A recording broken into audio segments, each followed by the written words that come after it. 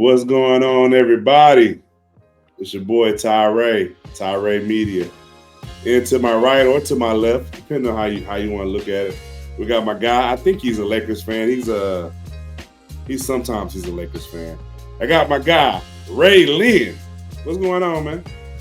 So I mean, I'm sitting here with geared out. When you said sometimes, I just knew you was talking about him.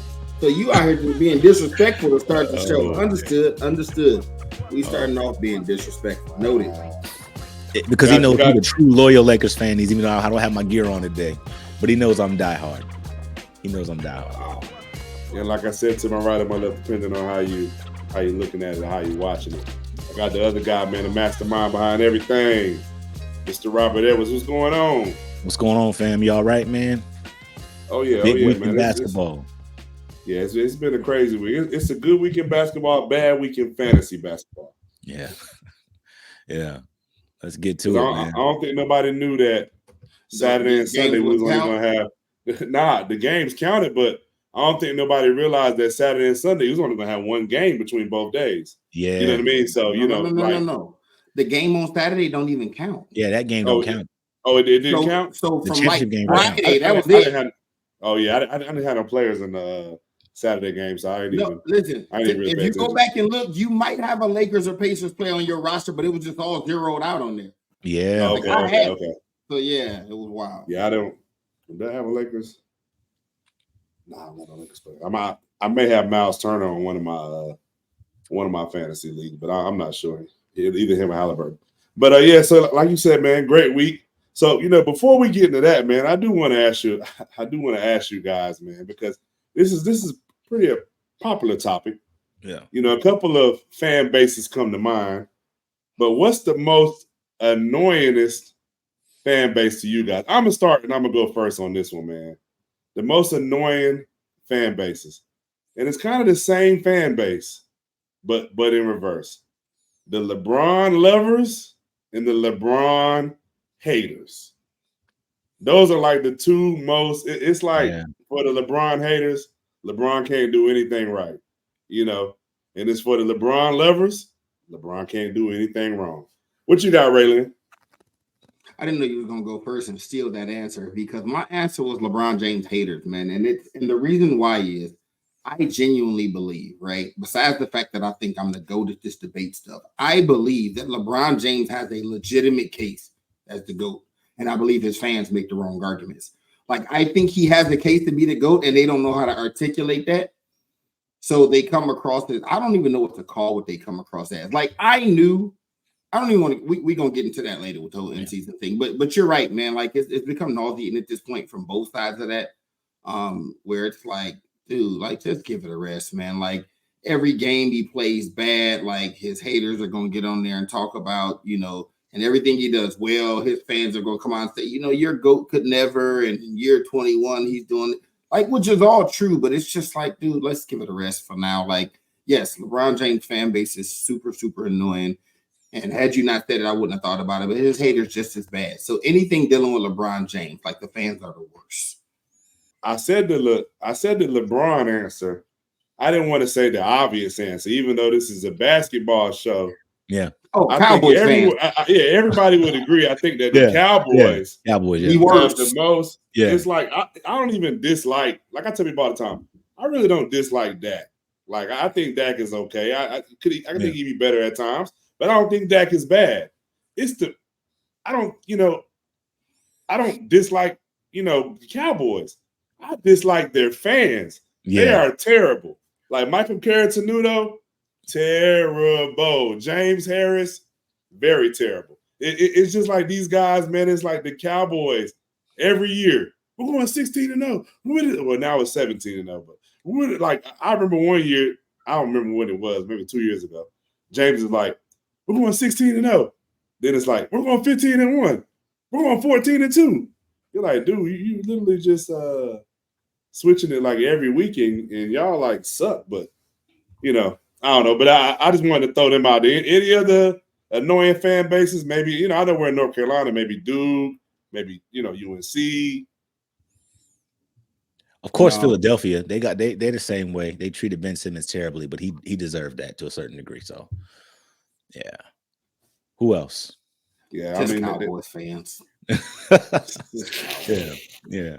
You know what? And I'll say this: it's not a fan base of a team, but I will tell you this: older NBA fans are getting annoying too. Right? This whole "get off my lawn" thing. Yeah, it's like, dude, like you're still watching the game, right? Like this idea that, man, this guy in this era, he wouldn't have done this, and if this guy was in the 90s, he'd have cooked in the 90s, is what would have happened. That's what would have happened, right? And that overrated, watered down.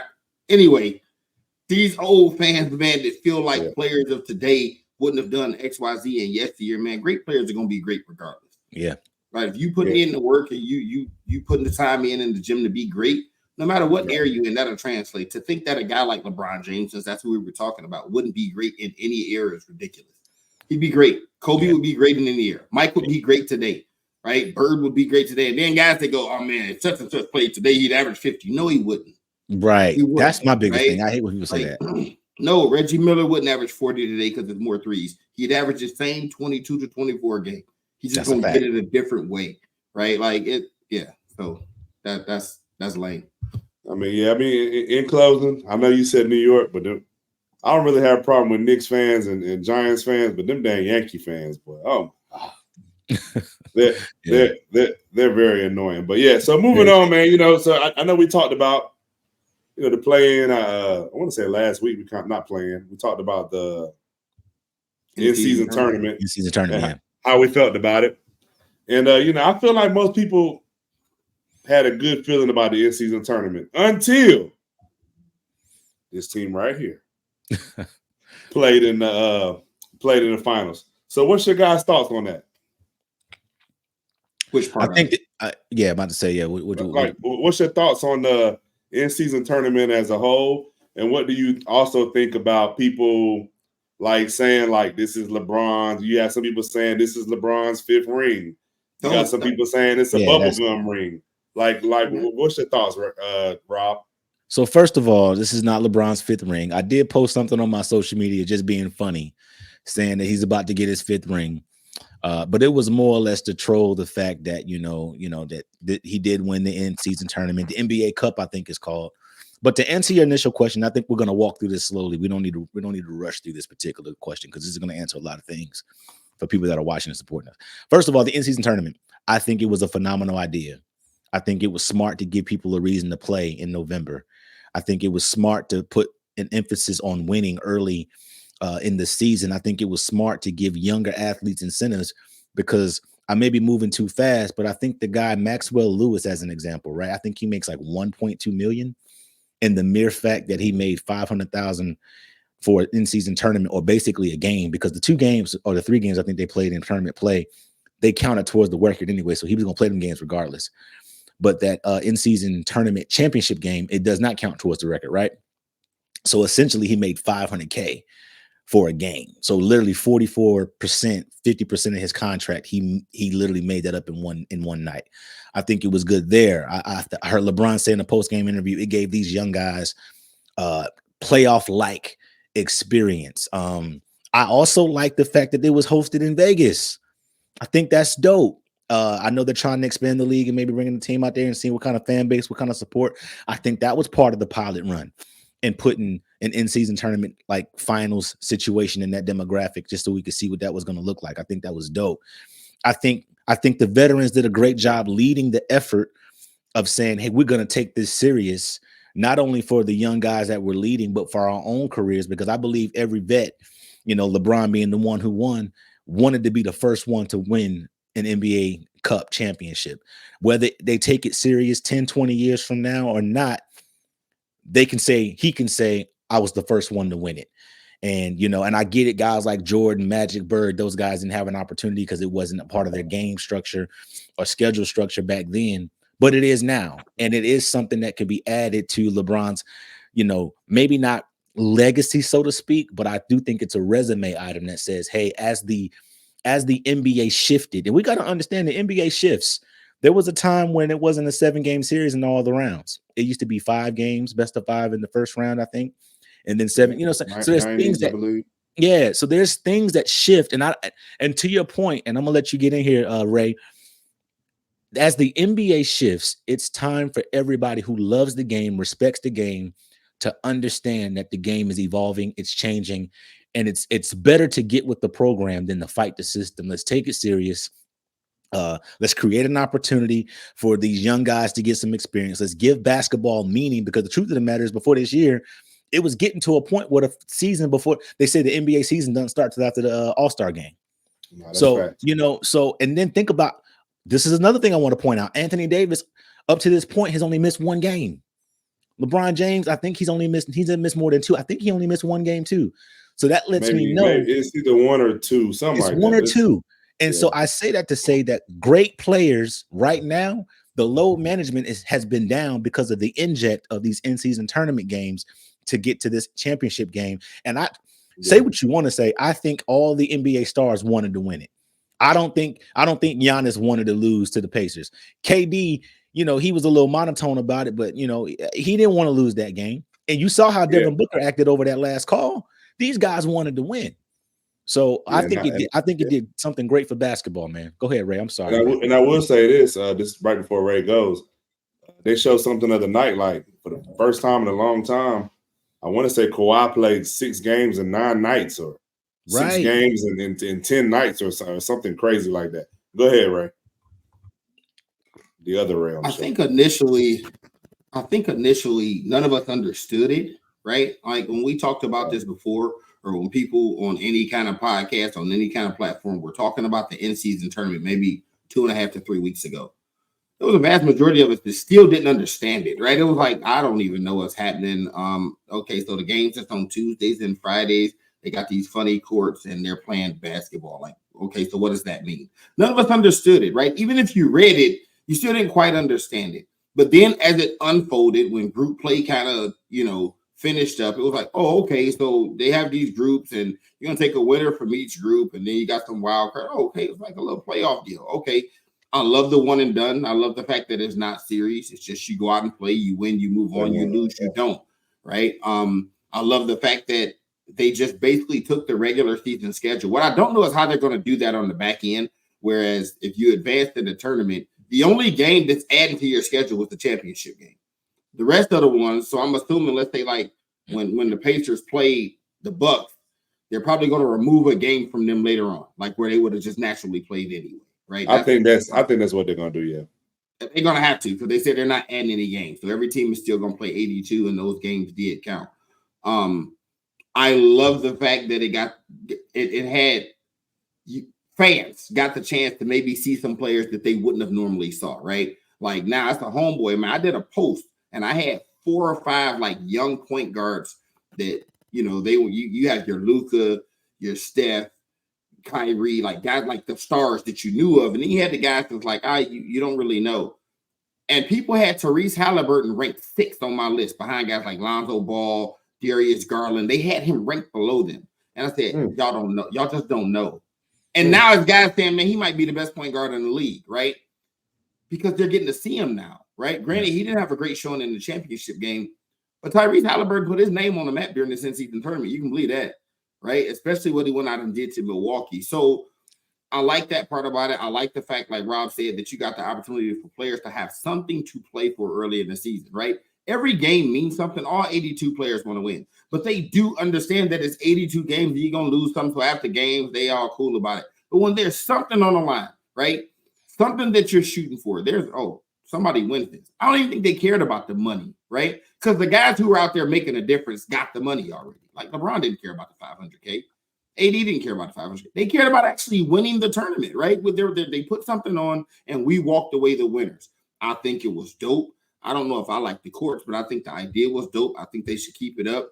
A fan like me is going to watch regardless, but I think the players were more interested. I think there has been less load management. Now, look, LeBron's only missed one. AD's only missed one, right? So the players cared. They cared about this thing. And again, the playoff-like atmosphere, nobody wants to lose. Nobody wants to go home. And, the Lakers came out on top. And I guess we're going to segue into the Lakers and LeBron winning. I knew how this was going to unfold, right? Like I put on Facebook, everybody saying, man, it's a hit. Oh, this thing's really working. These games are exciting. I love this. I said, until the Lakers win, then it's not going to matter. And it has nothing to do with the Lakers. It has nothing to do with our history. It has nothing to do with Magic and Kobe and Kareem and people hating on LA. It ain't that. It's all about that guy we talked about earlier, right? He's an enigma. Like you either love him or you hate him. There's not many people that's in between, like myself. Like that, like people either love LeBron or they hate him. So what was going to happen, as Rob alluded to, LeBron wins, it didn't mean nothing. He couldn't get it done in the real final. LeBron lose, they'd be going, look, he couldn't even get it done in a regular in-season tournament, right? Like that's what would have happened had they lost. It would have been LeBron couldn't even win this meaningless, pointless. There go your boy losing on the big stage, and we might as well call him 4-7. That's what they would have been saying. Right. And then when he wins, you get pictures of a Mickey Mouse ring and a Minnie Mouse. This is gonna match his bubble ring, right? Like so, he's the one guy that him making it to the finals. It has no bearing on his legacy, right? But fans were going to treat it as such. Like the guys that love LeBron are going to talk about it like it's something bigger than what it is, and the guys who hate him are going to talk about it like it's something less than what it like, right? Because he won.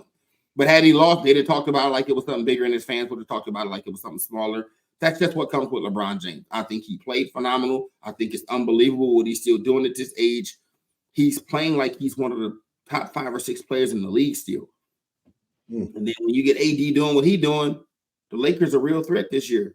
But as far as the in-season tournament, kudos to them. Bron deserved the MVP. Let's stop that.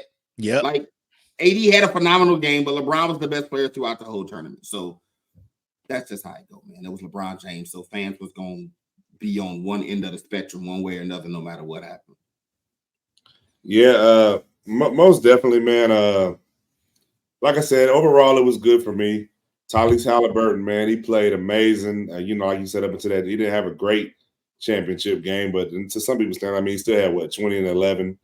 Didn't shoot bad. It just, I mean, when you get blown out like that, your numbers is not going to be. I mean, like not blown out, but you know what I mean.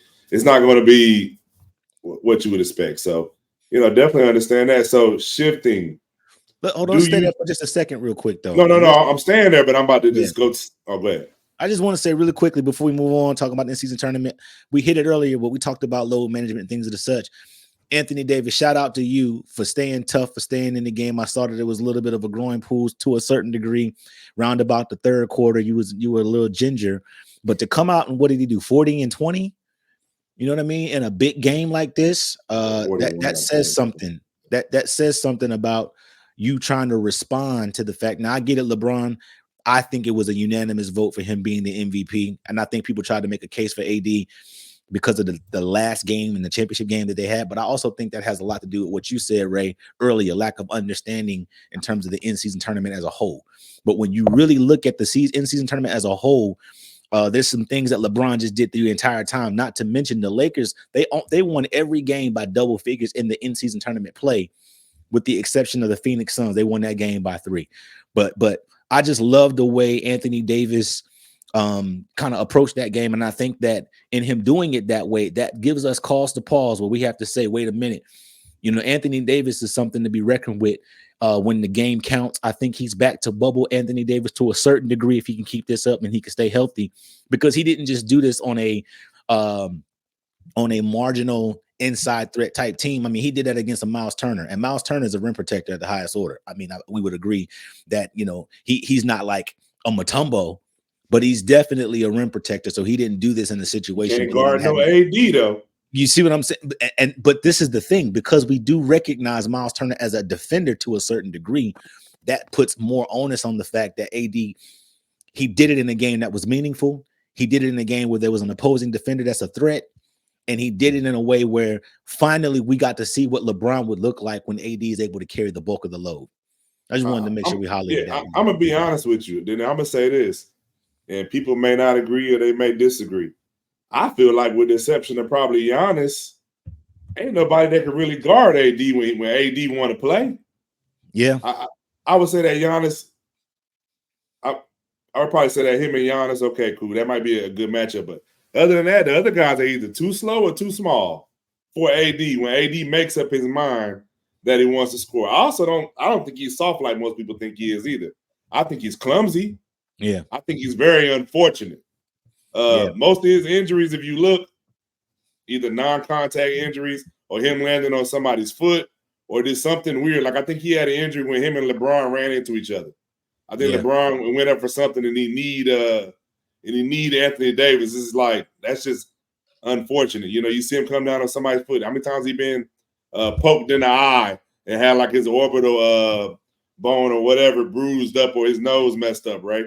You know what I mean? Like you just look at the little ticky-tack stuff, the ribs, him getting the elbow in the ribs or hitting the ribs, and then he has a fractured rib. It's like, I can't really say he's soft. Like, I never really seen a situation where, like, dang, he should be playing right now. You know what I mean? But he's not. You know, go ahead. What's crazy is the kind of the flack he catch, right? When he has a big game and people go, that's what he's supposed to be doing every night. AD's capable of this. And like a guy like Shaq could get on TV and talk about, you got to dominate and do this, that, right? Since the merger, post-merger, AD had 40 and 20 the other night. Who got more 40-20 games than AD since the merger? What, Shaq? No, they got the same amount. And AD's still playing. And that's including the fact that the one he had last night didn't count, right? Shaq got the same amount of 40-20 games as AD. Only person with more is Moses Malone. Like, people be acting like this dude don't really go out there and be hooping. You're like, if Shaq got the same number 40-20 games. He did it with 5 assists and 5 blocks too, like that. Like, yeah, I think Anthony. I think he's a baller. I think he's a baller, but I do know that, like you to Tyrus's point, he's been a little clumsy. And I also believe that like games like when he's played against Embiid, you know, I don't know if his back got tight, his palms got sweaty, but he didn't really show up. Like, you know, I think they talked about in the second half against Embiid, he shot 5 or 6 times. And I'm at a point in my life when I'm watching AD and the Lakers and I know how dominant they used to be. I don't care if you're on or not on. As the best prescribed player on this team, I need you in the game. I need you shooting for your next shot. I need you shooting. I need you being aggressive regardless. You got to do it. You got to go right at Embiid. In what world is Anthony Davis the best player on the Lakers right now? He's not. I think that he could be if he gave the level of. Let me tell you this. Okay, he's supposed to be. He's supposed to be. And let me say, based on hold on, real quick. Based on what? Based on youth, based on functionality, based on the type of basketball that's being played right now. Think about it. It's not a big man's league. So in the majority of the games he's playing again, he's playing against guys that are 6'10", 6'9", somewhere about in that area. He's only got a handful of 7-footers that he's got to go against every night. Ain't that many. First off, okay. Not that are bona fide ballers. Come on, man. Right, yeah, but let's start off with the fact that that's overblown when we go. It's not that many 7-footers. Just about every team we go against gonna have a 7-footer, right? But some of them dudes ain't no. That's what I'm saying. Some of them dudes ain't balling like that. But by that logic, when you're a great player, when you're a superstar, right? 80% of the time, whoever lining up against you ain't on your level. When you're that great, right? I can say the same thing about LeBron James. Yeah, one night is gonna be Tatum, one night is gonna be Kawhi and PG. The rest of the nights. Who on Dallas is supposed to match up with LeBron? So that's my point. You're making my point. Match up with LeBron? No, I'm not. I'm disagreeing with your point. Based on the way how I see it. That's the point. Because when he played Dallas, he played against Maxi Kleber, man. So he should be dominating. He's supposed to cook him. Thank you. No. I'm disagreeing with y'all point that AD should be the best player. Should. Based on what?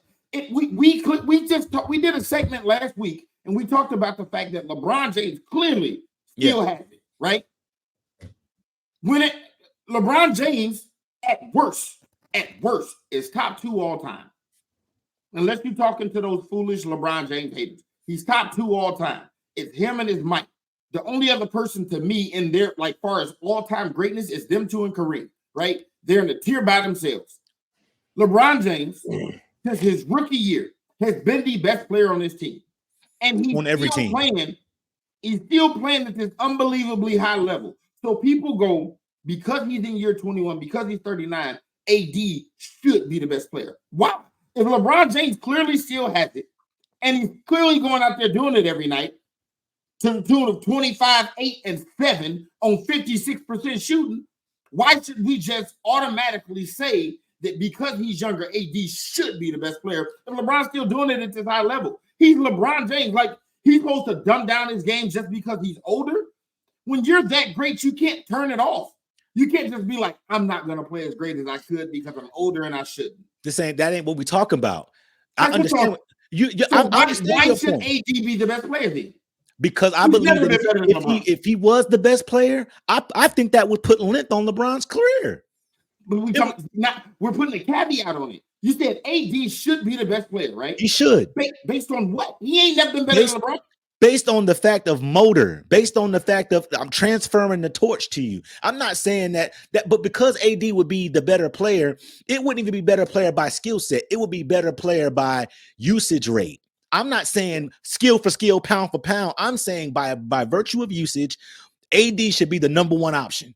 That's right. All I'm saying. So what we're saying is because LeBron James is older, he should dumb his game down. And he should be able to defer. Hear my words. He should be able to defer, not dumb it down. He should be able to defer. That's not dumbing it down. It is. If he's capable of doing what he's doing, you're saying we don't want you to do that. Defer to him. We know you can still get 45, 8, and 6. Just don't. So they didn't say early in the season that they were trying to put him on a minutes. Forget they, right? And that lasted a game, Ty. It lasted one game. That's still what they wanted to do. Again, that's the masters. That's people going, he's older. We want to try and preserve his body. And what happened? You realize, well, he's still capable, and we need him out there. Did you hear the numbers during the championship game, what they said? The Lakers plus minus is with LeBron? Like plus 170 or something with him on the court and minus 114 with him off. He's still LeBron James. And that's my point exactly. It should not be that way. It's a bad point. It should not be that way. Why shouldn't it be? If he's still that great, that means we're not talking about how great he is. LeBron is great. I have him. Look, you got him at number 2. I think personally, I told you before. I said at worst, he's at top 2. I've told you before on the record that I have no problem saying LeBron is number 1, and that's a whole nother conversation for another day. I'm not saying that LeBron is not the best. I'm saying that AD, by virtue of usage, should be the best. Not that he's not the best. Right. I totally agree with that sentiment, right? Because what you're saying is we know we clearly see that LeBron is capable of doing it, right? Thank you, LeBron. Right. He's doing it. So what we're saying is we know we're seeing it. You're capable, but you shouldn't do that. You shouldn't be as great as you could be because you're old and you should be passing the torch to AD. Even though you're still capable, don't go out and go 26 a night. No, that's not what I'm saying. That's exactly what you're saying. I'm saying that if AD gave me the effort that he gave me in the in-season tournament championship game, the Lakers are going to finish as the number 1 seed if they did that. But AD isn't capable of doing that, but he should be because he has the motor, he has the size, he has the advantage in terms of position. And at the end of the day, he's a 6'10", 6'11" center/power forward that has the handles of a guard because he used to play guard when he was in school, going against these guys that don't, that don't function at his level. Even like you said, okay, you got LeBron who will go against a Kawhi, a PG, a Tatum every now and again. What I'm saying is that AD has the youth and the bounce and the versatility. He should have that to where he should be able to do it on a night-to-night basis. And if you want to sit here and act like LeBron can play at the level he's playing at every single night, even if he played all 82, and I know he takes his foot off the gas. You know that. He knows how to manage when he's on the floor. He takes plays off on defense. Stop playing with me. He does that. And I still think LeBron is great. And he does it because he picks his spots. He's the mastermind behind doing that. I love LeBron for that. And what I'm saying is that AD should have the endurance, the versatility, and the ability to do it every trip down the floor. It shouldn't be a trip down the floor where AD don't touch the ball in the post. He should be kicking that thing out to LeBron. LeBron either banging it at the rim on a cut or shooting a deep ball for the 3 because we know he got a 3 ball now. That's all I'm saying. So do you want the Lakers to be successful, or you just want to just say let AD? They should be able to go through AD and they be still just as successful. He just dropped 40 and 20. Somebody, please, it wasn't a fluke. Somebody give me one example. Give me one example in LeBron's career where he wasn't the best player on the team and it worked. I can't think. You always said he's always been the best player. That's my like. Did you see what happened when he went to Miami? There was a case to be made. Are you not understanding what I'm trying to tell you? That he is the best player on the team, but by virtue of usage, he shouldn't be. He shouldn't be the best player because they should go through AD more. Right, and I'm disagreeing. Like you keep saying it, like you're changing, like you're rewording it to say the same thing, and I just disagree. You're saying that LeBron shouldn't be as great as he can be just to satisfy some minuscule. That's not what I said. Move to the next point, because that's not what I said. Move to the next one. That's not what I said. That's not what I said. It's egregious. We should go through AD. Since when has that been the formula for LeBron teams to have success? Have you played high school basketball? Have you played high school basketball? Or is that what we're doing? I'm going Skip Bayless. I just want to know, have you played ball? We're questioning the validity. My question to you is, have you played ball at an academic level? That's my question. No, never played. Okay. All I'm saying is, what academic level of basketball have you played in where they didn't go inside first? I'm just asking. If you have a big man on your team, you tell me what academic level of basketball you've played on where we didn't feed the post first. Ty, tell me I'm wrong. So what you're doing now, exactly what I said earlier, you're going to be the old get off my lawn guy. Basketball ain't that no more. The Golden State Warriors changed basketball. This is not the Warriors. They don't even shoot. Tell me the last. Never mind, Ty. Tell me Go ahead, Ty. Right? Go ahead. So we just watched the entire decade, the whole 2010, where perimeter guys dominated the league. You are comparing what I just gave you as an analogy to the Golden State Warriors. We ain't talking about that. Big man. When the last time Golden State had a big man? Real quick. Hey, Tyree, the team that won last year had a big man, right? And how does he play? Who, Wiseman? He do everything. No. He talking about Jokic. Just won last year, where the big man was the best player on the team. Oh, okay, Jokic. Oh, you talking about Denver? He bring the ball down the floor. Yeah, but I tell you how he was killing. But he still plays 1-4 high. He's a point center. He's a point center. He still do it in the post though, right? Come on, man. He's still free throw line arc extended, man. We just saying anything now. That's how he was doing. I'm not. I'm telling you right now. Coming down, dumping it in the post. That's crap. No team is having success doing that. Nobody. Nobody. That's crap. Jokic scores in the post, man. So I don't know what you're talking about, right? And passes out of the post. He's the best high post passer in the league. Is he not, Ty? Come on, Ty. They running it through there, though. They running it through there. How they running it through there when Jokic bringing the ball up the floor? Jokic standing there. Bringing it up all the time. He's bringing it up the floor, putting them in pick and roll, giving them a dribble handoff to Jamal Murray, and then they get into their offense. Stop playing like he's setting up the offense, talking about some Carolina. He ain't doing that. Stop it. Stop it, man.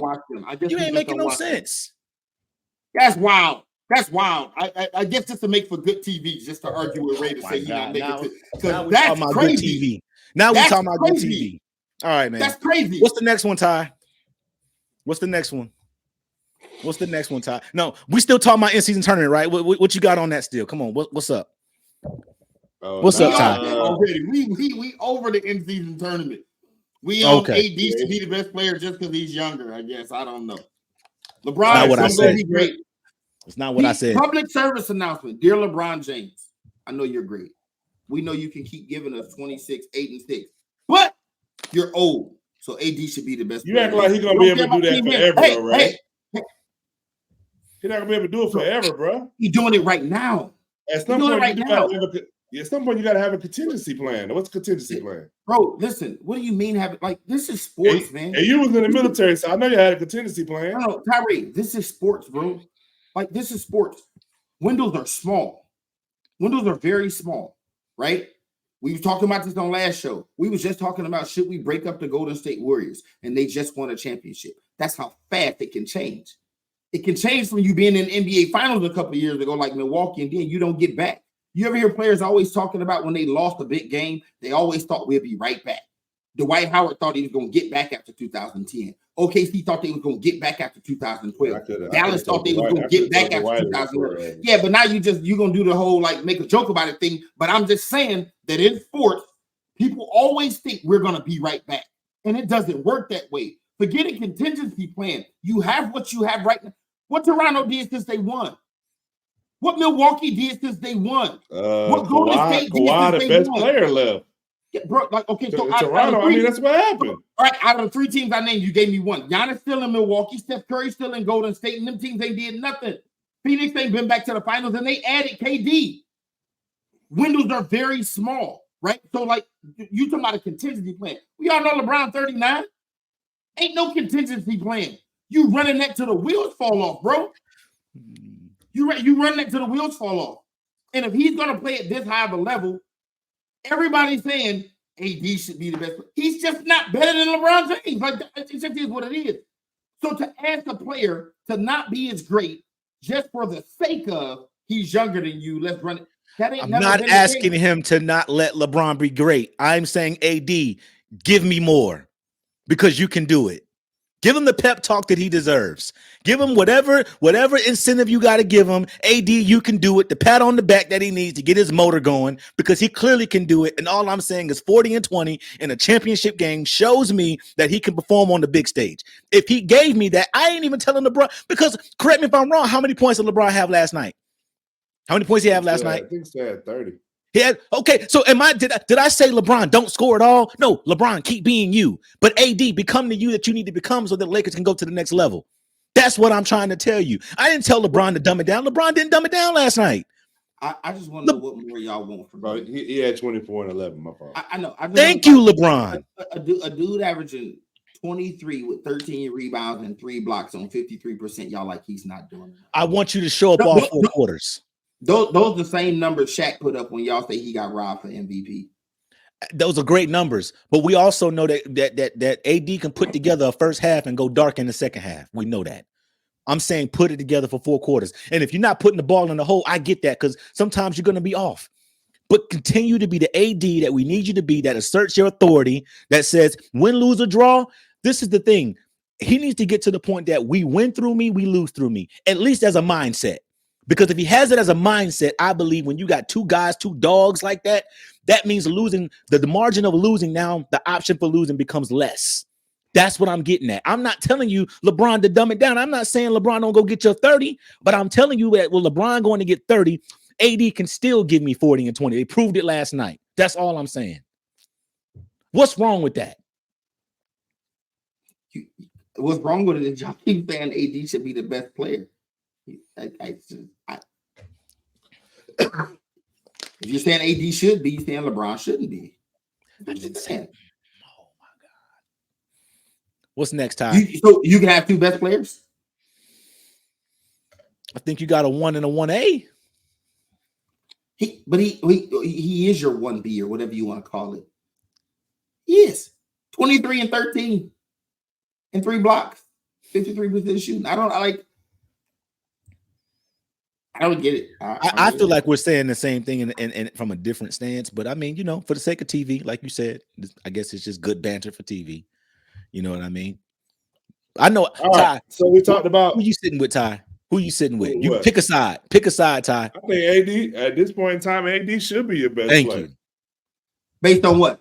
You got a better answer than what he gave. I don't think he's the only one though. That's just like I think that what's my guy name in with the Golden State? He should be your second best player, but he don't seem to want to be it sometimes. What's the name? I forgot his dang name now. Andrew Wiggins. Okay. He should be your bona fide, clear-cut second best player, just like he wasn't in winning a championship. But it just seems like I don't know what's been going on with him lately. I just want to point this out and then we can move on like we done said 4 times. Since 2009, we go LA's first championship on the back-to-back. Since 2009. That's 15 years now. Is that what that is? 15 years since 2009? There have been 3 times a team won the championship with a big man as their best player. It's a perimeter-oriented league, man. It just is what it is, right? The LeBrons, the KDs, the Stephs, the Kawhis. That's what it is. I like how you conveniently use the year. Like the year before that, a big man wasn't the best player on the championship. I don't think KG was the best player on Celtics. Who won the fight? I thought Pierce was the best player on that team. KG transformed himself into a defensive anchor is what he did. I think only you and Pierce believe that. We saw it when it mattered. KG made himself a role player to benefit the team. He said, I'm an anchor to paint. Y'all go out there and do what y'all do. He did what he needed to do for the team. Pierce was the go-to guy on that team. You go back the year before that, Dwayne Wade. You go back to 2005, Tim Duncan. Even though Tony Parker won the Finals MVP, Tim Duncan is the best player on that team. So if we keep going back, right? Like this ain't your grandfather's NBA, man. I'm with it. Keep doing your thing, Brown. What we need to celebrate you while you're here, LeBron. You shoot every time down the floor. You drop 81. How about that? Drop 60 in your final game. So I know we talked about the Lakers and how they won the in-season tournament, but also two teams I think that pretty much have been surprising thus far this season. One in the regular season and the other one in the in-season tournament. So do you think the Magic, like I said, in the regular season so far, they have a pretty good record? I know they're top 3 in the East. I'm not looking exactly at their record, but I know they're top 3 or 4 in the East. They have a pretty good record. And the Pacers played in the championship of the in-season tournament. So do y'all think both of those teams are legit? What you think, Ray? It depends on what you mean by legit, right? So legit meaning they can go to the playoffs and win a playoff series. No, that's what we're gonna classify legit. If that's what we're classifying as legit, then no. And it's just by virtue of who's there and who's standing in their way, right? If you're asking me, like, because to win a playoff series in the Eastern Conference, right, you have to beat Boston, Milwaukee, Philly, Cleveland, Miami. You got to beat one of them. And I don't think one of those teams. So you don't think Indiana could beat Cleveland or Philly, or what was the other team you said? Miami. I think their best shot is probably Cleveland. Like, I think by the time that the season's over, right, if things shake out the way that I think they will, we're going to be looking at Boston, Milwaukee, Philly, and Miami, right? Like, that's what I think in the Eastern Conference, right? I think if they get lucky, kind of like the year that Atlanta went to the Eastern Conference Finals, they got a good first round draw on a team like New York. They wind up in the 4 or 5 slot. You get Miami coming out the 8 seed that year, right? Or last year, Miami came out the 8 seed. Like, you get a team like that that's better than their record, and you can get a favorable matchup. But like, if you have to face one of those teams that are really like again, Boston and Milwaukee, and you're not beating any of those guys. So your best chance for an Orlando or Indiana would be 1, to face each other, or 2, to get Cleveland. Right, that would be their best bet to win a series. And even then, I don't think they're better than them. The Lakers just gave everybody the blueprint. Cut the head off the snake. You want to beat Indiana? Don't let Halliburton get off. That's the key, right? And you kept hearing him talking about through the game. Put your track shoes on. The Pacers want to run. They don't play no defense. They don't give up 130. They just want to score 140. So the Pacers are a piece away. You need somebody else, man. Like, if you go. If Halliburton's not hot, if Halliburton's not going to give me 28, 29 tonight, who's going to? Nobody. You got Buddy Hield, who, right? And the Magic, I think this is just fool's gold. We talked about the Timberwolves on another show where it was like, sometimes you got to believe what you're seeing. But the Timberwolves have everything. And I think in basketball, it's all built on star power. You got to have a superstar to win in this league. I was talking earlier, right? You look at the lineage of basketball. Superstars win, from Magic to Bird to Mike, to Kobe, to Shaq, to Tim Duncan, to Dirk, to LeBron, to Wade, Steph, you have to have a superstar. Orlando don't even have nobody that I go, he got superstar. Like, I think Paolo Banchero had superstar potential. Like, I think he's a really good player, gonna make some all-star teams, may make an all-NBA here and there. He doesn't have superstar potential to me. So they're a team full of guys that are just really, really good players, right? Him, the Wagner brothers, but I don't see it. You get into a playoff series, you need a guy that can stop a run when the other teams go 12 in a row. Just give me the ball and get out the way. That's your LeBron. That's your Jokers. That's your Steph. That's your KD. That's your Embiid, your Tatum. You know what I mean?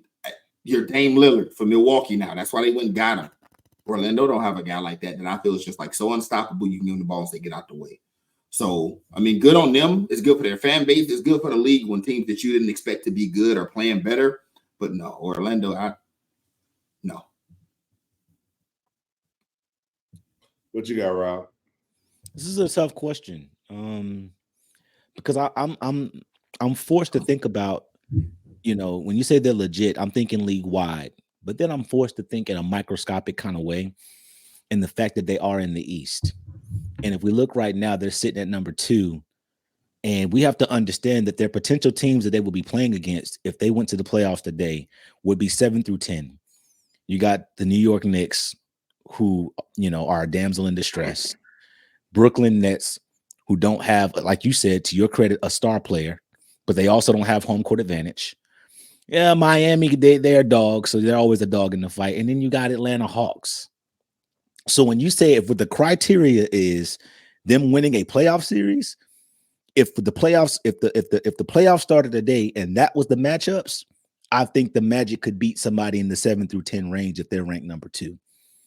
Equally, I love the experience that Indiana got. I understand that they saw the Lakers exposed, like you said, they double team Halliburton and no one else got off. And I'm absolutely disappointed in a team like Indiana. Not that they lost per se. I'm not worried about that. I wanted them to lose in terms of me and a Lakers fan regardless. So I'm not worried about that. But what I will say is, Buddy Hield, where were you at? Think you had 9? You know what I mean? And you're the bona fide shooter. Miles Turner, you had 10. You know what I mean? And I get it. You're not like an offensive juggernaut like that to that degree, but you got a jump shot on you. You got a little athleticism. You was dunking all over Milwaukee, so we know you got it in you. You just didn't show up. And so what I worry about in terms of them being legit is everything that you just said. They don't have a star player that gets them over the hump that says at this point in the game I'm taking over, other than Halliburton. But you said it yourself, when they cut the head off the snake, the body will follow to a certain degree. So I'm not going to say them as a package that they are legit. I'm going to say if the playoffs started today, Magic would have the best opportunity to be legit based on seeding and who's in the 7 through 10 bracket range. Equally, like you said, star player, star power, things of the such. In Indiana will be going against Philadelphia right now, and that series may go 6. I'm thinking more like a 4-1 split, if anything, but may go 6. Why? Because they got that star player. They got Maxey. They got the guys that at the end of the day that's gonna say, like LeBron did what LeBron showed is that the better team with the better players will win at the end of the day. Youth is great. Getting up and down the floor is great. But at the end of the day, it's going to come down to that player that wants to put the ball in the rim, that says, this is my game. I'm not losing to a team like this. The other thing I want to identify about the Magic, which is why I say they're not a package deal, because do we realize that the Magic are second in overall defensive rating in the entire league? I think behind the Minnesota Timberwolves. So this is where you get off my lawn. I know you're going to talk about me, but I understand that the 3-ball has revolutionized the game, but it gets to a point where they're number 2 in the Eastern Conference Finals because at some point they are defending. At some point they are stopping guys from shooting the basketball. And I get it. You can put the ball in the rim, but we've seen in several close matchups this year, sometimes the game takes one stop. Everybody could be getting off, could be shooting from 30 and things like that. But sometimes it comes down to one stop. And if I got to hang my hat on someone hitting a shot versus someone defending a shot, because of the percentages of someone hitting a game-winning shot versus the percentages of someone defending the shot, mostly because we're relying on the person to physically hit the shot, I'm going to go with the defensive side of the ball, depending on the team that it is. If you got a LeBron who's taking the last shot or a KD, it's a toss-up. But in the general sense, if we're down 2, I would rather be a team that's defending the guy that has to shoot the last shot versus the team that has to take the last shot, out of the sake of, or out of the space of comfortability. And I got to go with a team like Orlando with the current seeding the way it is right now, because they're not only number 2 in the East, but they're number 2 in defensive rating. And so they're not a package deal for me. Got you. So I did my homework today. Can you tell? I did my homework today, man. Came ready for you today. So we got real quick though. My biggest, and I've always said this, man, like about star power, right? I love it. And when you brought it up last week about Golden State, one of the things that a lot of people didn't realize is while they were shooting all them threes and scoring all them points, they was a top 5 defensive team too, right? You do have to defend, but as I say about every sport, you can't win a game -2-0. Like, you got to put up some buckets. And like, for me, as well as Orlando defends, I can. I know in my mind who it is. The last team that won a championship, or the last team that we looked at like serious contenders, that didn't have a guy on the team that you went, he can go out and score 30 at any given time, right? 25 to 30. Like, probably the 2014 Spurs, as you had the aging Duncan and the not so evolved Kawhi yet.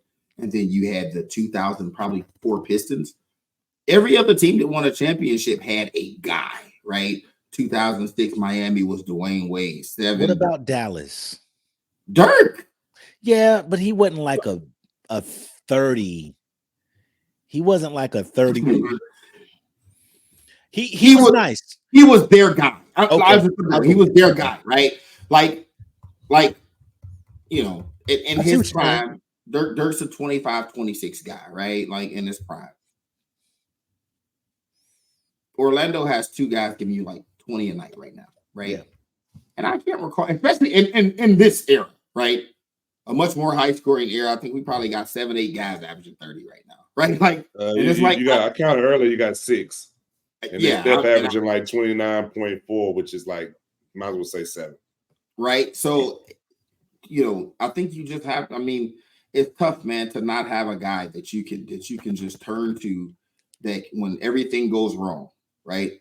The only guy not the only guy, some other guys, but the one guy that I always turn to in the history of the NBA that was good at that could take a game over without scoring, right, was Jason Kidd, right? If you don't have that, or you don't have a guy that just says, get up, like, I got it, a Kobe, right? It's hard, like, because you're going to go into draft spells, like what happened to Indiana during the final game of the in-season tournament, right? Yeah, so, but I don't know if they've run into another game where Obi Toppin is your second leading scorer in the starting lineup. I'm just saying, like, that's a but listen, that's a rare occurrence. No, but it's not as rare as you would think, right? Because you got Halliburton giving you 27 a night, and then you got Miles Turner at 17. Then they got like 3 or 4 other guys in double figures with Toppin at about 13. Should be being mature now. However you said that, Maturin or whatever.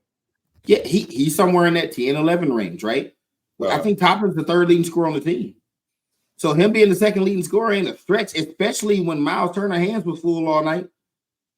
Hey, look, did you see the play when LeBron was coaching from the side? And he told AD he a shot blocker. He liked to jump. Put your shoulder in his chest. Put your shoulder in his chest. And then you saw him do exactly what he said. Like, man, Miles Turner was pulling his hair out last night, man. He wasn't worried about scoring.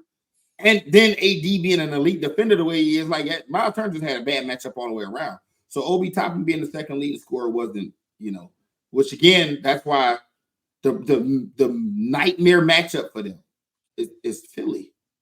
That's a nightmare matchup for the Pacers. Because Embiid gonna go crazy. Oh my God. Right? So again, shout out to Orlando. They're winning games. Their plus minus is amazing. They're playing good on both ends of the floor. I just think when playoff basketball rolls around, you just need a guy, right? Like even Cleveland, when all else fails, we put the ball in Donovan Mitchell hands and do what you do. I don't know who that is in Orlando. I don't think they know who it is. They're just playing good team basketball and they're winning games right now. And I don't think when it matters, they're gonna be sitting at number 2 neither. Okay. Yeah, so again, my answer was based on if right now is legit. Yeah. I'm with you. That's a good point because I'm looking at the fact that Milwaukee, Philadelphia, Boston, those guys are going to be top 3. So for them to win a series or even have a chance, it goes back to your point. They would have to get number 4, and it would have to be a convenient, maybe Cleveland at 5 or New York at 5 for didn't even have a chance. And any of those teams. Here's what's crazy. I don't know if I would pick them against New York. I would take Indiana against New York. Not Indiana. Oh, it's about Orlando. No, I'm not taking Orlando versus nobody. I'm a huge proponent, like, unless your team is just great. Like if you think about the mid-2000s Pistons versus Cleveland with LeBron, right? I typically could say the team with the best player more often than not is going to win, right? When you got a team like that Detroit Pistons team, LeBron was better than all those guys, but together as a unit, they were just phenomenal, right? But in these teams we talking about, like, if I'm Halliburton, like Orlando version, I'm taking Halliburton just because it's him, right? Again, man, Orlando doesn't have anybody that scares me, right? Like New York, I don't know what happened come playoff time. Jalen Brunson turned into Allen Iverson or something, man. I don't like he get different in the playoffs. So yeah, got you. So, like I said, man, we get to your favorite part of the show. Start bench cut. Last time you came with some foolishness, man. Yeah. Nah, ain't coming no foolishness. Y'all was like, dang. That was tough. That was tough. So definitely hoping to continue, man. I got a little something to my second one, but this first one I got Kyrie, Harden, Russ, start bench cut. What you got? Currently or all time? All time. That's easy. All time, I'm starting Harden, benching Russ, cutting Kyrie. And there's no disrespect to Kyrie. Those dudes are both MVPs. Those dudes are two of, I think it's 6 guys, I think. Kyrie got something neither one of them don't have, though. Yeah, but like that's like me saying, like, you know what I mean? It's different. It's different getting that as the guy versus, you know what I mean? It's different, right? And Kyrie's had ample opportunities with really good teams since then. Like, since Kyrie's not been with LeBron, he's been with Jason Tatum and Jaylen Brown. He's been with Kevin Durant. He's now with Luka. Like, he's had star players with him. It's kind of like KD outside of Golden State, right? So, you know, and again, there's no disrespect to Kyrie, but individually as players, those guys have shown as number one options what they're capable of as leading teams. When I was saying one of 2 of 6 or 7 guys, I think it is, who have scoring titles and assist titles. It's like Russ Harden, Jerry West, Nate Archibald, who did it in the same season. LeBron has a scoring title and assist title. And it's somebody else from yesteryear, whether you count, Oscar Robinson. And then whether you count Wilts or not, it's some weird stuff with how they tracked it in or whatever. But they both have multiple. Like, Harden and Russ both have multiple scoring titles and multiple assist titles, right? I think at their peak, Harden is the better player. And it just boils down to that, man. There's no disrespect to Kyrie. Those guys are just better. Like, as number one options, as superstars, as guys who are going to be first ballot Hall of Famers, right? When Kyrie time come up, you got to think about it. He's probably going to get in. You got to think about it. You have to think about Russ and Harden. They're first ballots, surefire, don't have to think about it. All-time greats, right? They're top 10 players in this decade. Kyrie's not that. Or this past decade. Kyrie's not that. If it was currently, that's a different answer. But all time, I'm going starting Harden and benching Russ. I think all time, I'm gonna start Harden. I'm gonna bench Kyrie, and I'm gonna cut Russ. I'm not even mad at that. I gotta do it that way because no disrespect to Kyrie, but in my opinion, he's a productive, on steroids version of a Jamal Crawford, Jeff Teague, can get you a bucket, got a crazy on steroids. Catch that part. Make sure you on steroids. Because of the way he gets the bucket, he doesn't really get it within the flow of the offense. He's kind of like I can go get my own bucket.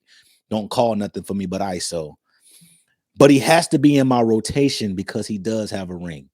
And he doesn't just have a ring, but he was a key contributor. If not, I'm not going to say the reason because I'm not one to be like, one play is the reason why people win a game, let alone a championship. But to hit a shot of that magnitude alongside other big-time clutch shots throughout the entirety of that series, after being down 3-1, that's a testament to your mental fortitude, ability to be able to go and get it, and just skill set at large.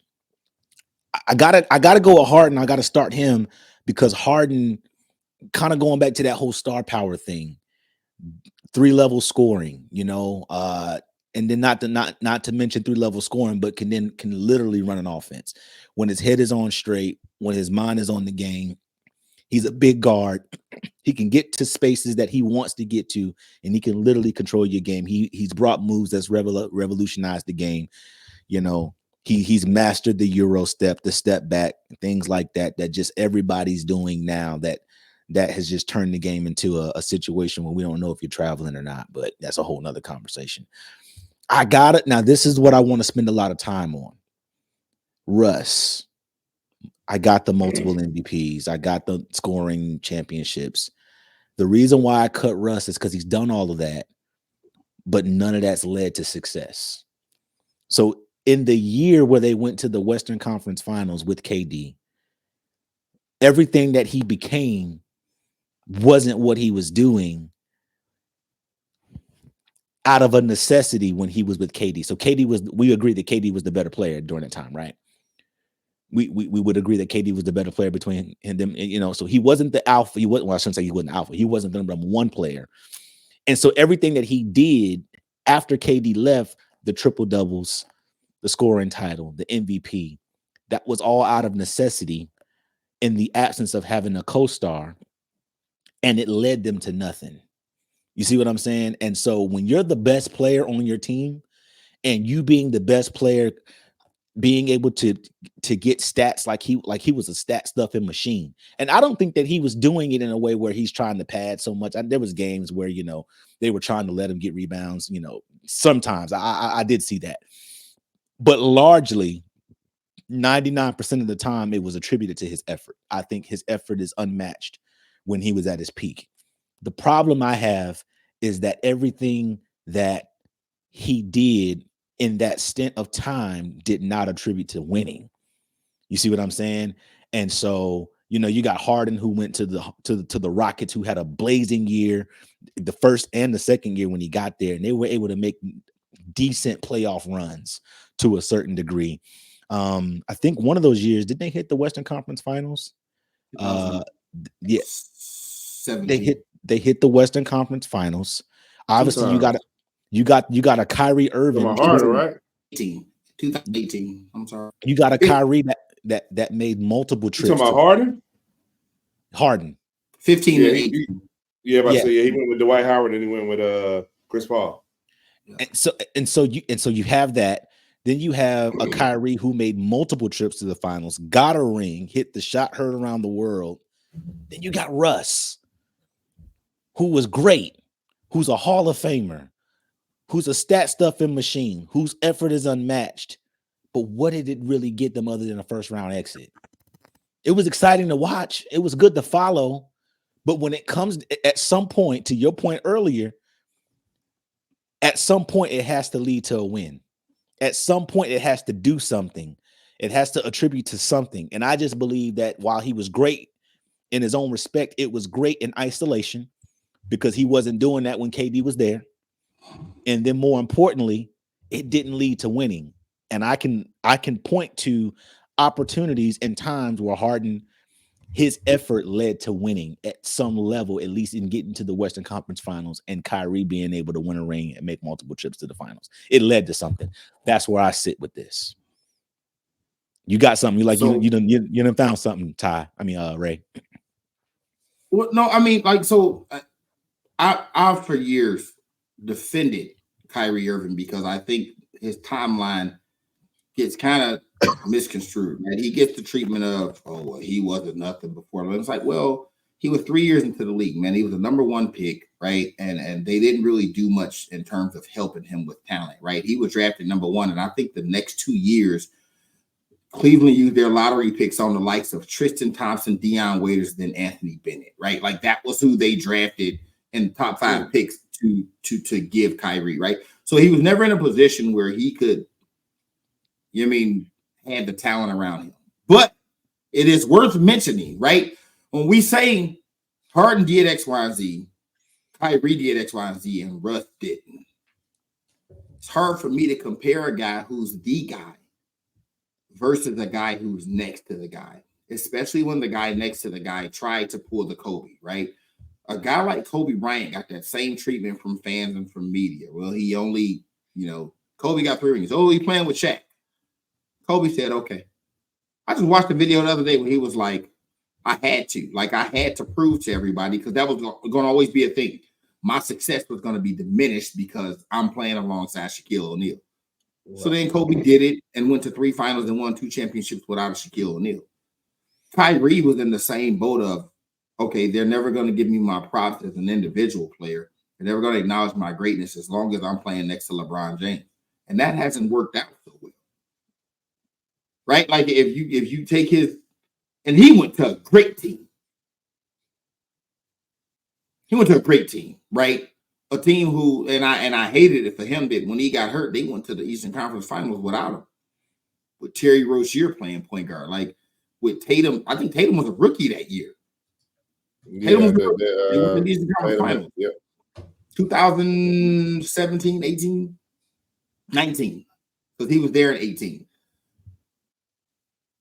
Something like that, right?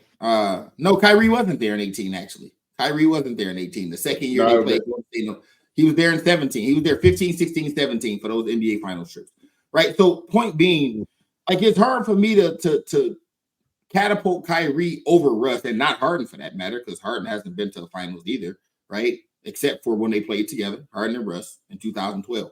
It's hard for me to catapult Kyrie over those guys individually when he's never been in the position they're in where he's the guy that everyone's looking at. Like, he's the number one option. It all sits on his shoulders, right?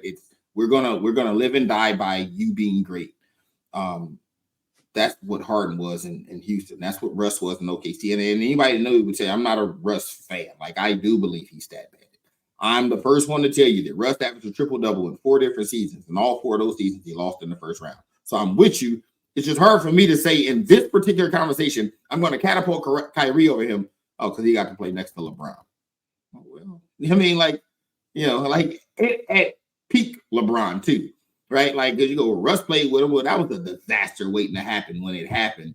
But again, like, Kyrie's never been that guy like Harden and Russ, where, like, he's the number one option. He's a top 2 player in the league. He going out putting up 50-point triple doubles. Like he's never. I mean, Kyrie's super skilled. He's super talented. I think he's more skilled than both of them.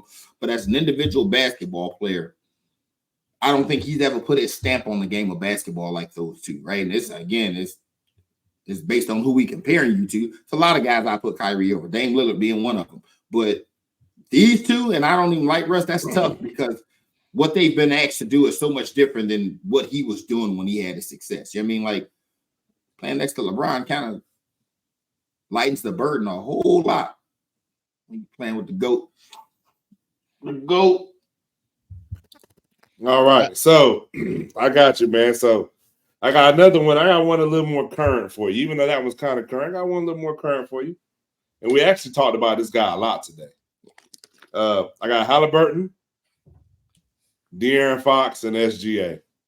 Start, bench, cut. Oh, that's tough. That's tough. I think this week made it even tougher, man. I think before this week, you might have said, that's tough. Cut Tyrese Halliburton. I think this past week. So I gotta start. I gotta start Halliburton, but I'm not on the fanfare of the in-season tournament.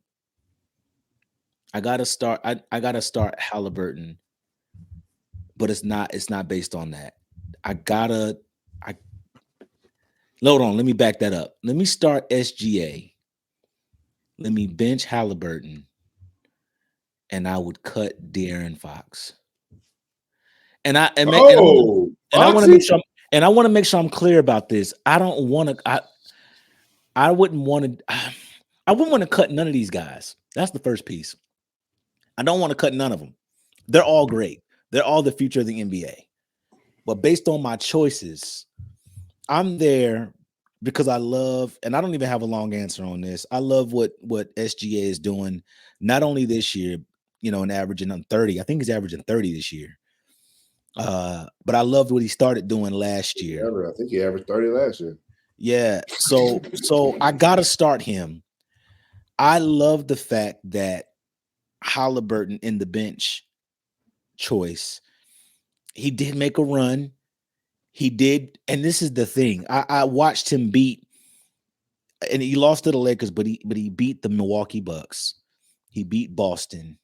You know what I mean? And did he beat Philadelphia too in the in-season tournament? I think he beat all 3 of those teams.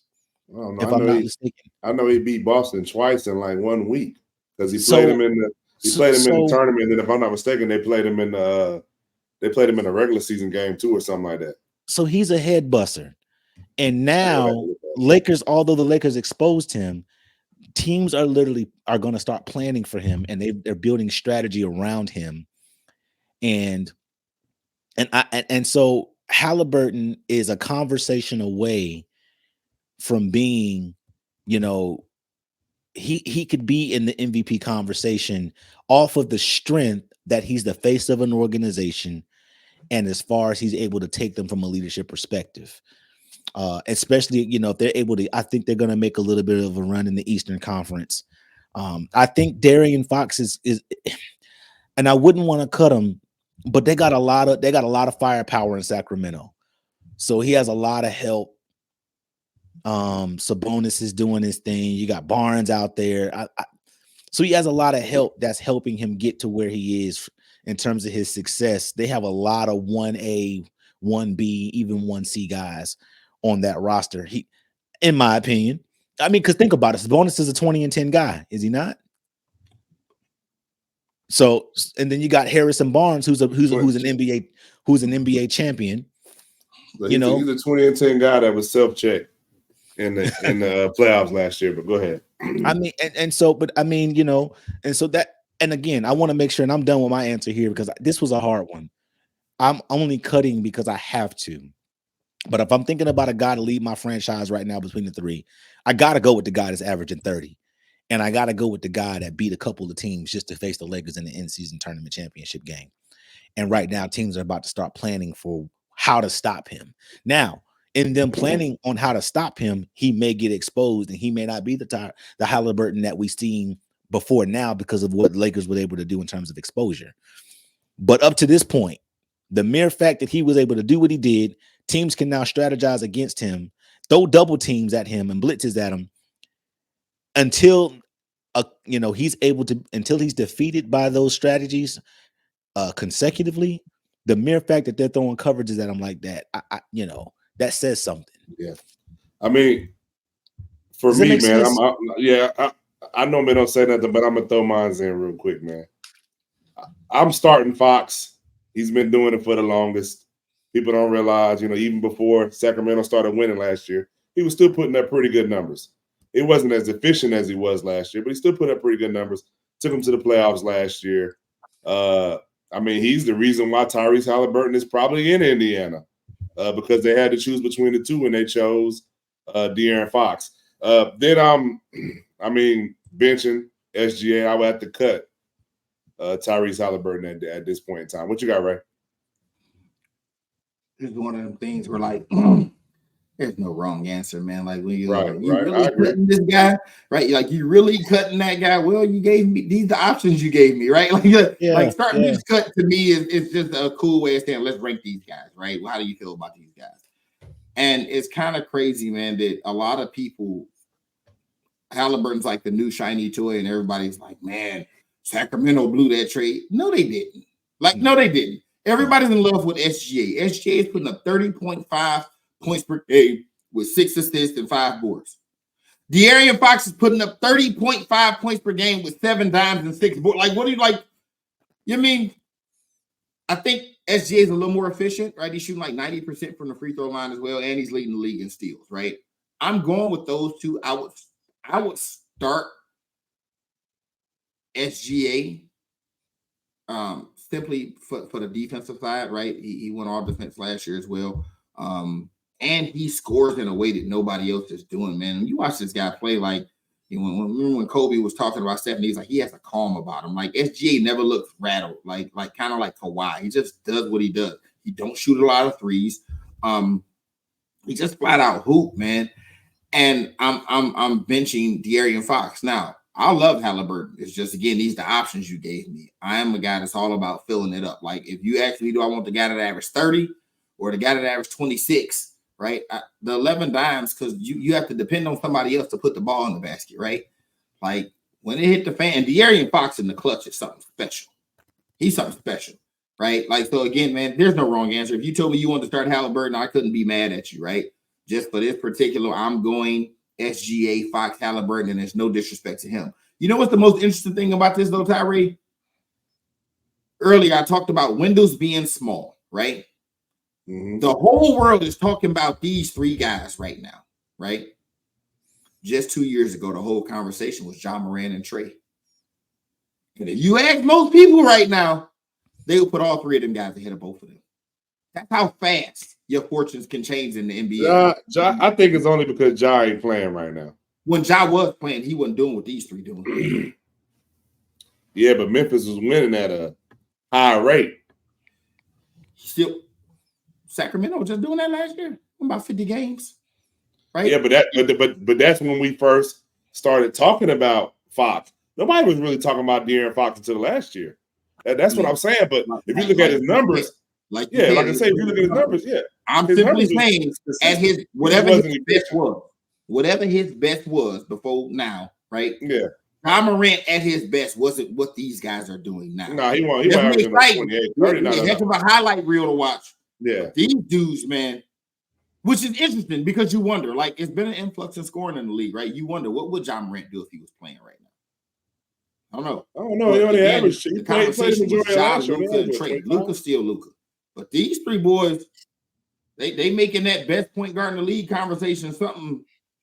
And I think last week we did our top 5 point guards, and we had Luka, Steph, and them three. That's who all of us had, right? That's a fact. Yeah. So I mean, man, the evolution, man, to watch these guys kind of, evolve to what they're doing now. And I heard a lot of chatter last year where people was acting like De'Aaron Fox wasn't even the best player on this team, talking about Sabonis, and he done came out this year, man. That's a man on a mission right there, dog. So yeah, I'm going SGA, Fox, Halliburton, with no disrespect to Halliburton. Like, if you started him, I wouldn't even argue it too hard because the boy nice. So they definitely nice, man. He the reason why Obi Toppin got them 13 points, because I know it ain't nothing but lobs. Yeah, man. So that's a start bench cut. I had another one, man, but bring it, dog.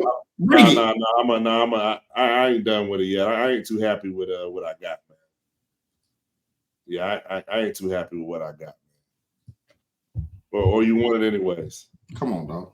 Go ahead. Isaiah Thomas, not the short one. John Stockton and Steve Nash. It's kind of hard finding somebody to go with those two, man. Somebody to go with which two?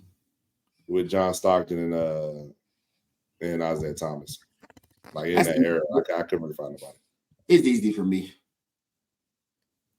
I personally think for his career and what he accomplished, right? I think Zeke gets a little overrated sometimes, but then he kind of gets forgotten about in a way that he shouldn't, right? People act like it went from Lakers and Celtics to the Bulls, right? They just erased their place in history, and those guys won 2 championships, right? And they beat all those guys to do it, right? They beat the Lakers, they beat the Celtics, they beat Chicago. So, you talk about a guy, Zeke, who in head-to-head matchups, he's beat Bird, he's beat Magic, he's beat Mike, right? And you might could argue that he don't got 3 in a row because his ankle, foot, whatever that was. I never buy into that, right? That's kind of like if KD's shoe was smaller thing. It's like, man, it's so many other factors. I tell people if the Pistons won in 88, maybe they don't come back as hungry in 89. You know what I mean? Like, it's the difference defending the championship and then coming out playing like your hair on fire because you felt like you should have won in the first. So I just know he was cooking on that one leg. That's all I know. Yeah, he was cooking, right? I'd start Zeke, and I don't think he's the best player of the 3, but I would start him based on he's the one guy that can give me 20 and 10, or he can run the offense and be a floor general facilitative. That's what I need, which is more Stockton and Nash is kind of lame. But like you said, the way he was cooking, like if I need Zeke to go out and just cook, he can do that as well. And second, I would go Steve Nash. Like, again, I think he's the most disrespected 2-time MVP, and people act like he didn't deserve me. Deserve both of them, right? Just go look up Steve Nash numbers, man, for the 2000s. And if you watch basketball, when they started implementing zone defenses, man, the 2000s was a very low efficient era, right? You look at most wings in the 2000s, right? You got guys like Allen Iverson and Gilbert Arenas shooting 42%, getting 30 a game. T-Mac shooting 43%, Kobe shooting 45, 46, Pierce, Ray Allen, all the wing guys was shooting mid 40s, right? Go look at Steve Nash numbers for the decade.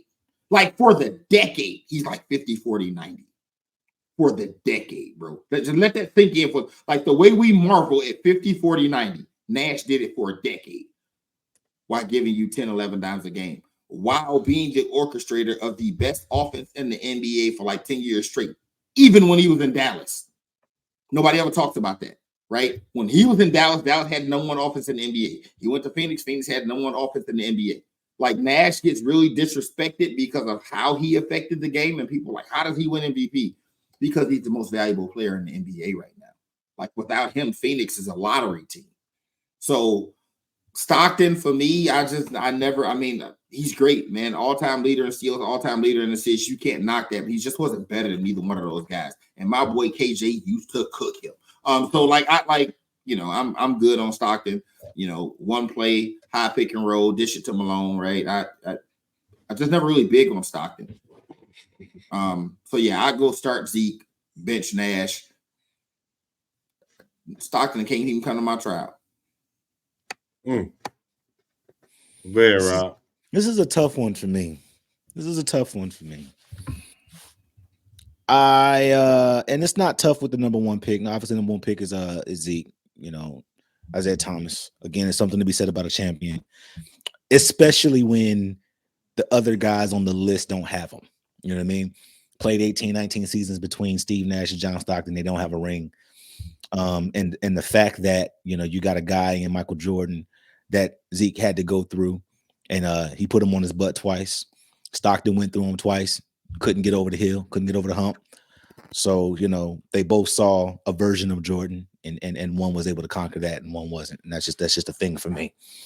I'm not gonna spend too much time on Zeke, because I think they played a style of basketball where it was just their time.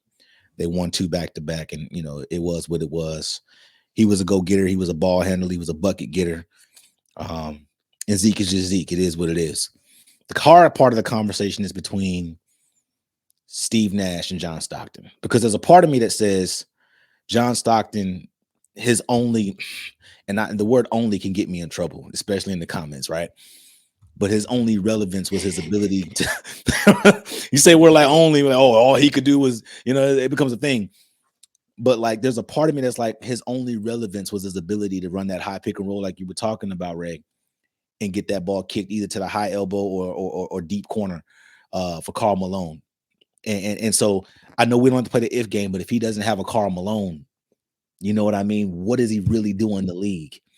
And I wish I was trying to find it while you were talking. I was trying to find total assists versus assists to Karl Malone, because I wanted to see what the percentage or what the ratio was of assists to Karl Malone versus to other players.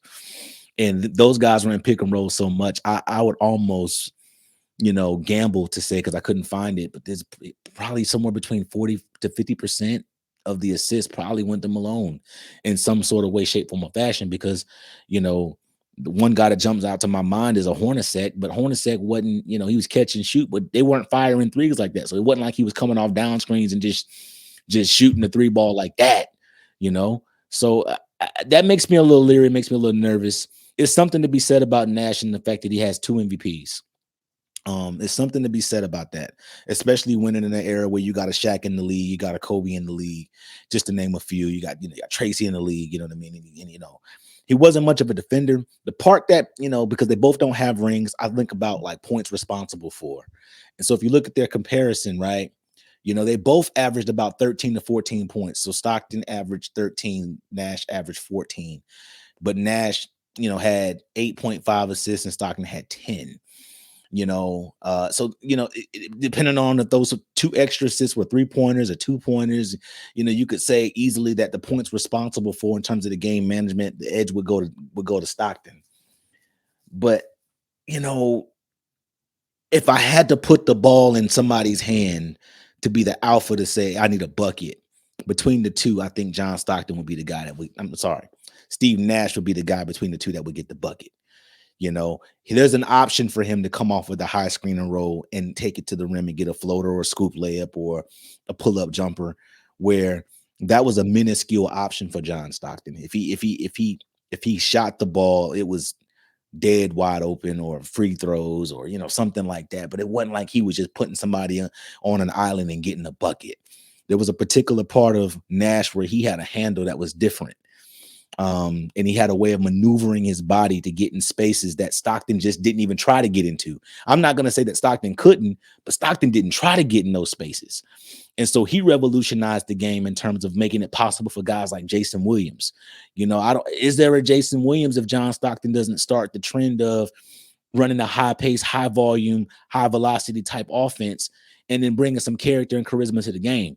Because, John Stockton was, Mr. Fundamental, before the big fundamental, So, in short, I'd have to go with Isaiah Thomas. I'd have to go with Nash at bench, and then I'd have to cut Stockton. I'm not going to say he can't come to my tryout, though. I'm not going to disrespect him like that, because he was 13 and 11. You know what I mean? And you got to respect that. And listen, I didn't even realize look, man, in his prime, I mean, he was 17 and 14 in his prime. I mean, he had seasons giving you 17 points and 14 assists. He was, I mean, Stockton was like that for his time, but man, you can keep him man them shorts. But when we're talking about skill, though, like pound for pound skill, and I'm talking about range of skill, if we talking just skill set, I think Nash better than them both. So you see what I'm saying? And so for that reason alone, I got to bench Nash and cut Stockton, but it's something to be said about 2 championships.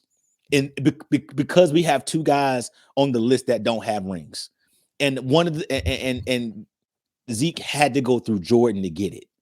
It's something to be said about that. I got it this early in his career and stuff like that, but it's still Jordan's name is still on that. Let's not do that. Zeke done told y'all. Everybody act like they years apart. They ain't that far apart in age. Went through it multiple times. Beat him in 88, 89, and 90. But to my point, he went through Jordan, and that's something that Stockton didn't do, and he could have, and because they would have run away favorites in the West for those 2 years back to back. Got you. So, as we come to a close, I got my man by. It's been a very busy week in the NBA, man. And I got to get somebody I like this time, man. It's a guy I like. I picked him a couple of years ago into the injuries. When you trying to project, I did my Cortland Griffin. Trying to project 5 years from now. I think it was like 2-3 years ago. We did a thing where we said, 5 years from now, who I think will be the face in the NBA. And I'm looking, and I picked Zion Williamson. That's who I picked for various reasons. I think he's immensely talented. However, he has one issue. And it's a similar issue, to what I have. He likes to eat. And he likes to eat a lot. And it's been said this week that they're concerned about his, his work ethic, his diet. He's not taking it serious. Eat what you want, Zion. Man, bye. And that's all I got for today, man.